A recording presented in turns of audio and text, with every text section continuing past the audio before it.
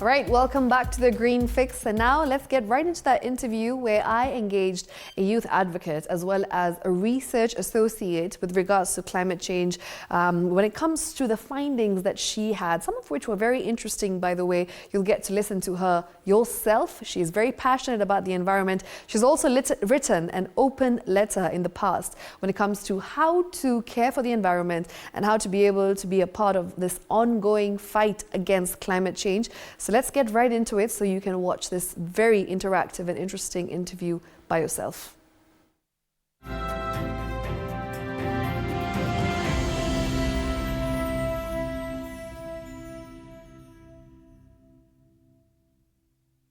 All right, so tonight on The Green Fix, I'm going to be speaking to a youth researcher. Her name is Juliet Oluoch. She is the research associate at Ustawi Analytics. She is taking on a job that is quite heavy, if I may add, and I'm going to be telling you more about what she does on a day-to-day basis, what her life is like, and we'll be asking her how she has a role to play, a huge role when it comes to the findings that she has been researching over the years, and yes, what exactly she's doing to mitigate the climate change that we are seeing over the years. You know, there's a huge threat that climate change poses to the human population. So how exactly is she trying to mitigate that by involving the younger generation as well, and trying to make sure that the youth are pretty interested in what climate change is and simplifying that message? So yes, let's get right into it. Hi Juliet, how are you? Hello, I'm good. Thanks for having me. Thank you so much, Juliet. Of course, we really appreciate you, the fact that you're here and you're going to be talking to us about things that we believe are very important, and which is why every Thursday on The Green Fix, we like to have such conversations. So maybe you can start off by telling us exactly who Juliet is and what you do for a living. I am a research associate. Currently, I work for Ustawi Analytica. It's a research think tank that works in Nairobi, but is also based in London. And our researchers draw from a team of experts in Cambridge and also in Nairobi. So I serve as a research associate for that organization, but I also volunteer with a number of organizations. I volunteer in the UNICEF as a regional advisory board member for Africa, and also I work closely with C40 cities as a member of the Global Youth and Mayors Forum. You know, looking at you, you're so young. How does that work in terms of research? And did you ever see yourself getting into research, especially because you seem to be the youngest? So when you first entered in this field, how was that experience for you? Was there a bit of a culture shock because you are predominantly probably one of the youngest researchers that I've come across? First of all, I wasn't planning to get into research. It was purely a coincidence. I, for the longest time, considered myself a climate activist, and there's nothing wrong with climate activism. But then my mentor, who introduced me to research, then told me, what is your source of evidence? Right. And so that drew a lot of curiosity on my side, and I wanted to know, what is this about evidence? So that's how I found myself in the world of research. Was I the youngest one? Absolutely, very young. So I got into this at the age of 21, and I was working for a different think tank called the Africa Research and Impact Network. And at that point, I was 21, and I think the next youngest person was probably 58. And most of the time, research think tanks don't really employ just fresh graduates, because I mean, it's research, that's something serious. Yeah. And at that point I wasn't even qualifying as an early career researcher. So it was just out of curiosity that I found myself in this space.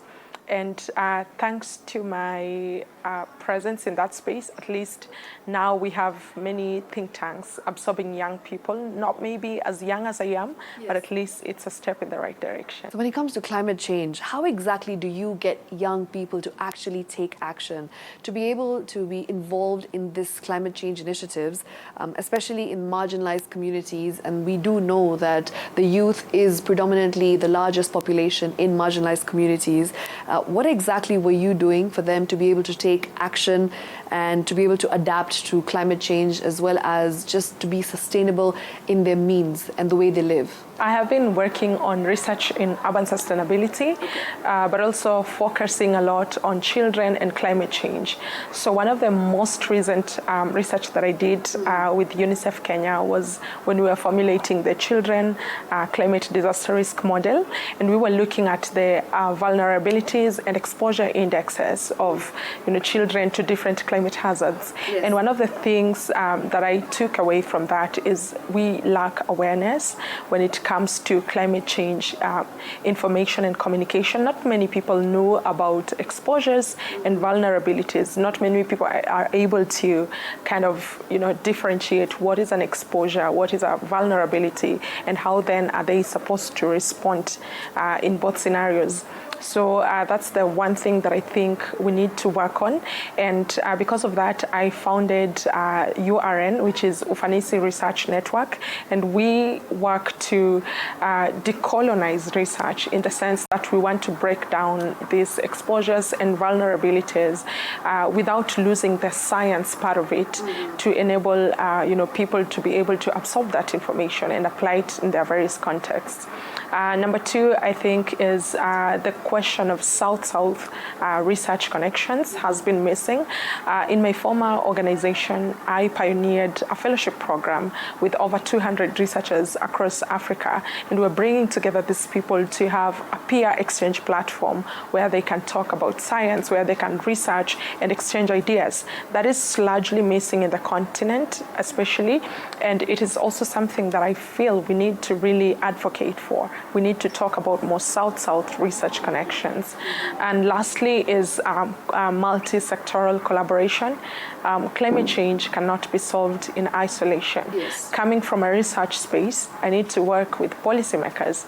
At the end of the day, they are the ones who make these decisions. So we need to engage all these different kinds of people and with diverse opinions in climate change conversations. You served as the Deputy National Coordinator at the African Youth Initiative on Climate Change, Kenya chapter, to ensure that climate change isn't boring. What are some of the things that you did just to put the message across for the younger generation? Because sometimes climate change can be a bit boring, quote unquote. So to make it more relatable, what exactly were the things that you did to get them involved and to pique their interest?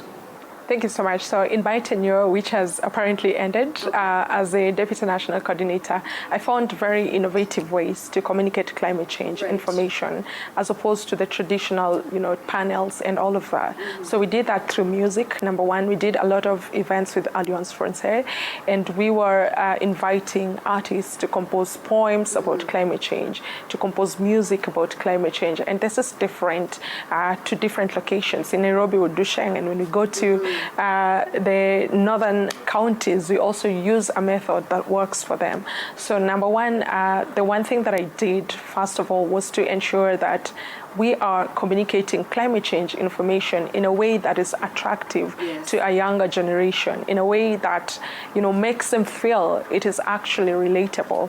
Because, the climate crisis is interesting. It is something that affects everyone, So it also affects populations that are illiterate. But then you can't go around and telling them about climate change when they haven't, you don't have that type of climate literacy. So we looked for these avenues to kind of break down this information to them in a way that they can consume it, but also provide solutions. We also did a lot of blogs in my tenure. We have them on our website, and you can refer. These are blogs that have been done by young people from different parts of Kenya, and we post them there to inspire more people to continue to talk about climate change, share their stories. And we also had intervarsity debates. We did with the African Nazarene University, we did with the University of Nairobi, we did the Kenyatta University, and this is number one to break the jargon around climate change. So our debates are very simple, but then they were very targeted in trying to communicate a different aspect of climate change in each session. In layman's language, we are fighting something that is very broad. A lot of people don't really understand the threat that climate change has on the human population. Here in Kenya, we have seen widespread droughts, we have seen floods over the last 2-3 years. So maybe you can simplify it, because here on Green Fix, we like to simplify the message, and also we like to ensure that our audience relates to it, because we do have quite a younger audience. So what is the threat that is in front of us that is posed as climate change? I'll answer that by sharing an example of an activity that I did in Kibera slums. This is future visioning. So this is whereby we called the young people, and of course it was not just the young people, but we had different sets of populations, children, young people, old people, and so forth. And we were asking them, what would Kibera look like for you 30 years from now? And then we also asked them, what was Kibera looking like 5 years ago? What is it looking like now? And now these people give us, answers like, we used to have cleaner air, but now there's, waste is not being collected, so the air is more polluted. And now we are able to tie this and explain to them that what you're actually saying has everything to do with climate change. So this is trying to, I don't want to say, try to make indigenous knowledge scientific, but really trying to find the links, because what they are explaining is actually science, but they do not have the language of putting it into that scientific context. So that is one thing that has worked for us. We do a future visioning scenario where we draw a river of life, and in that river of life, we try to look at what was it like in the past, what are we dealing with now, and what would we want to see for the future. And then lastly, how do we get to the future? We ask them, what are you already doing, and how can we support you? How can you work together to improve whatever it is you're already working on? How do marginalized communities respond to climate change, especially when it comes to mitigation? You've mentioned Kibera, and what initiatives have you been taking upon yourself just to be able to ensure that we aren't really leaving them behind just because they don't have resources and they aren't, in terms of innovation, in terms of technology, they aren't there yet in comparison to the Western world, in comparison to obviously the capital city, Nairobi, as well, when it comes to the private sector. So just to make sure that they aren't left behind, what are some of the things that they do in their day-to-day lives just so that they are able to do their bit in the capacity that they have to mitigate climate change? Different populations react differently. And we did a section of Kibera, and we had, within just a small section, we had very varied opinion when it comes to response. So one thing that I would point out is communities appreciate when they take part in the initiatives themselves, and when you build on the ways in which they are already coping rather than reinventing the wheel. So one thing that we did was flood and fire modeling for them, and that was to help them with the fire disasters that were very common. We built a road within a section, and this we did with partnerships with so many organizations. It was not done in isolation, but then we realized they were already trying to find their own solutions. For example, there's a section of Kibera that had frequent, fire outbreaks and everything. So they figured that if their structures are, built in like one block and they are next to each other, it's easier for the fire to spread. So what then they did was they tried to do a little bit of spacing and let the spaces be paths. What the threat is, it's really, we are fighting for our life. It's a matter of life and death, to put it in plain layman's language. Don't think of climate change as a big buzzword, but it's the little things. When you start struggling to produce your food in a place that was previously productive, and you try to interrogate and you find out it's human activities that are actually causing whatever it is that is happening. It is, me sitting here and Nairobi is hotter than it used to be. That should ring a bell. It is that woman in Turkana or that woman in Mandera who's not able to access school because the roads are impassable. We had the floods, and Garissa County was almost divided into two. It is those simple things that we interact with every day that is actually climate change. So for me, it's a matter of life and death, and the beauty is we can always do something within our capacity. It does not have to, trickle down from the governments, and our communities are already doing things. What we need to do is collaborate and ensure that you're not working in isolation. And what are some of the findings that you've found over the years when it comes to your research? You've been doing this for a long time now, and some of the key things that you'd like to share with us, maybe you could highlight 3. Number one is I relish the opportunity to share my story. So platforms like this give an opportunity to share your story, to share what you are doing, what impact you're creating with the rest of the world. And the beauty is just by sharing your story, you can inspire someone who's stuck and maybe afraid to start their own journey. But number 2, it's also through these forums that we get collaborative opportunities to work on projects together. Funding for projects come from such forums. And lastly, it's an opportunity for partnerships, really, with the North-South. This forum is a Africa Urban Shift Forum, but we have other nationalities, outside of Africa also coming.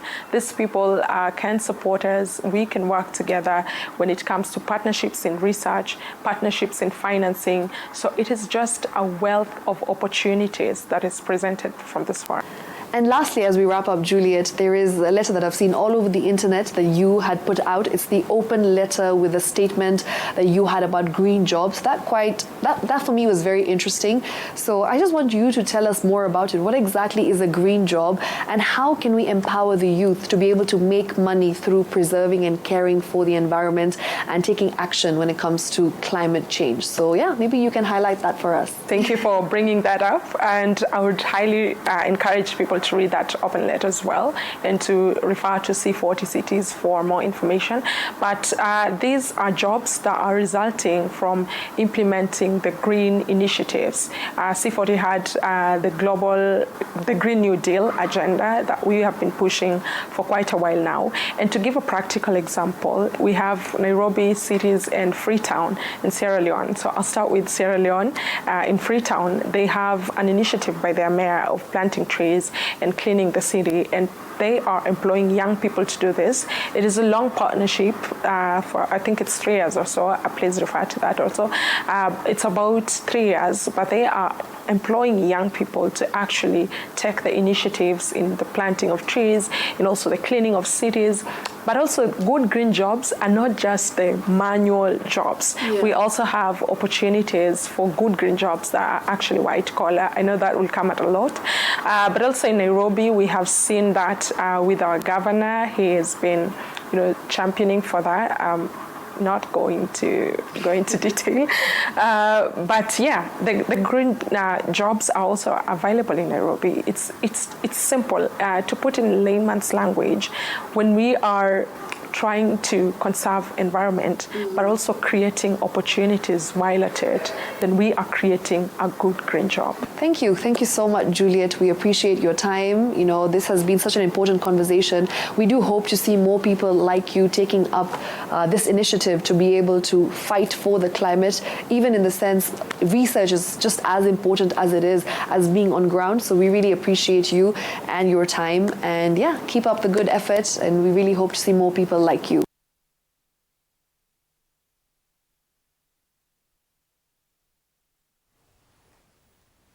That was quite an interesting conversation there with Juliet regarding the environment, regarding how to be able to do the little that you can. And of course, we also got to know a little bit about what she has been up to with regards to saving and preserving this environment that we live in. Her story is quite inspiring because she mentioned that she was actually the youngest researcher, and the second youngest researcher in that particular room was 59 years of age. So it is quite a difference that you can make, and of course doesn't matter how old or young you are to care for the environment.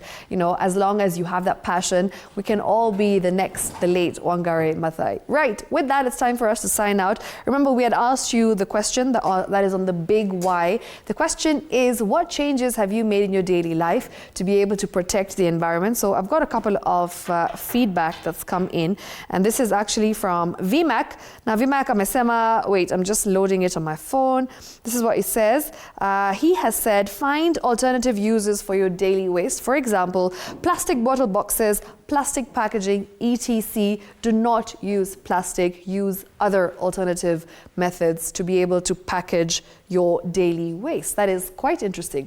Now, I'll give you a story. When I was in the UK, I lived there for 2 years, and we were trying to be as mindful as possible when it comes to conservation and when it comes to, your waste. So we were not using plastic bags, but instead we would actually pay extra to be able to separate our plastic. So there'd be an organic dustbin. There would actually be one dustbin for papers and another dustbin for food products. So this, and another one, for inorganic waste that is obviously plastic. So with the separation, you're actually able to make it easier for those who are disposing these trash, for those who are disposing the waste, and they're able to dispose the waste in a way that is not harmful for the environment and not just leave it hanging and causing pollution. So these are things that we were doing in the United Kingdom. Right now, I do understand that the system has come into play. I don't understand, and I'm not pretty sure, I don't have the details rather of exactly when it will be passed, but that's something that we have heard is going to be happening in the near future here in Kenya as well.